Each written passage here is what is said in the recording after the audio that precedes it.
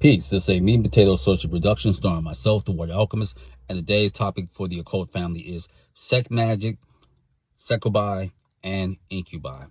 Now, succubi is the female so-called demoness or demon that can lead men astray and take their sexual entity, while the male, which is incubi, can do the same. And in a previous video, I talked about how I was marked by a succubi. Now, let's go further into this for the family. The succubi and incubi, you can make a pact with them, and you could do this mentally, but you got to know what you're doing and never go into it without certain precautions. In the beginning, they can mark you to protect you. And like anything else, when you're doing anything, you have to cross your T's and dot your I's. And there are various myths, if you really get into it, that talk about how succubi, incubi, along with humans, mate and have produced certain offspring. This is the Cambion.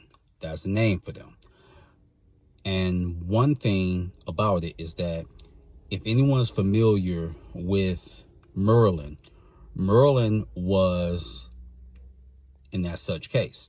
Merlin was human, but he also had infernal or demonic blood, as well as his sister or half-sister, Morgan Le Fay, and in the DC Comics, Jason Blood, Etrigan, Jason of the Blood.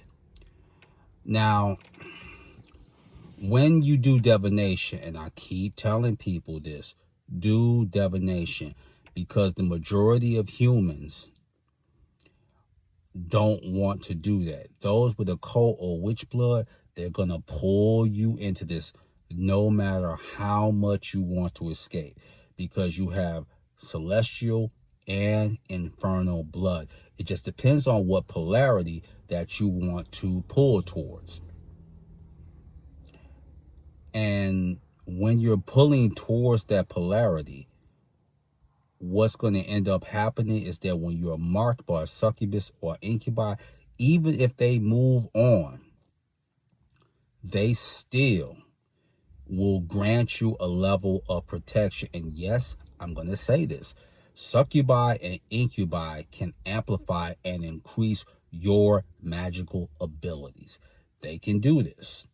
Although I was marked and they moved on, I have the protection of a succubi as well as an incubi. But wait, there's more. When you do have so-called astral, so-called intercourse with them, you will have astral children.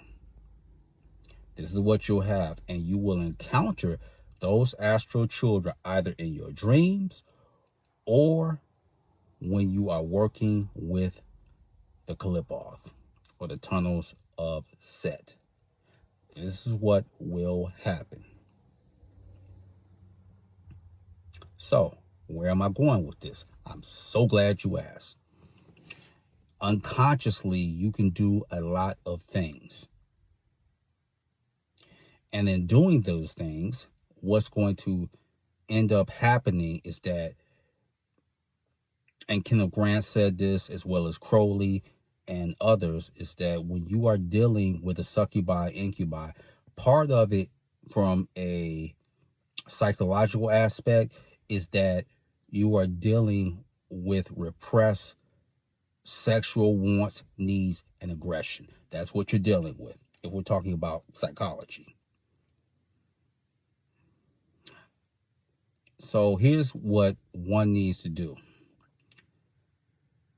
When you are dealing with that, you are dealing with the shadow. So you have to learn to integrate it. And you can do that. So I want to say this. When you are dealing with sex magic, it goes way beyond just astral sex, carnal gratification, and etc. what it's dealing with is trying to come to terms with not only what you are presently, but what you are yet to become. So there's a whole bunch of books that you can read, but no matter what book you read, the greatest book of all that you can read, decode, decipher is in here. So I hope that you ponder this, and no matter what, if you are marked by a succubi, the succubi, yes, they will take certain energy, because energy is currency. It's quid pro quo. So you don't get something for nothing. That's just not how that works. But when you are doing this, be responsible, be alert, be aware, and know that a lot of the myth or the things that are put out as far as Abrahamic propaganda and etc., that's really trying to keep you where you are. And that's either stuck, indecisive, or you're constantly vacillating. So with that, that is your meat and potato source for the day. I am the Water Alchemist. Be water, my friends. Peace.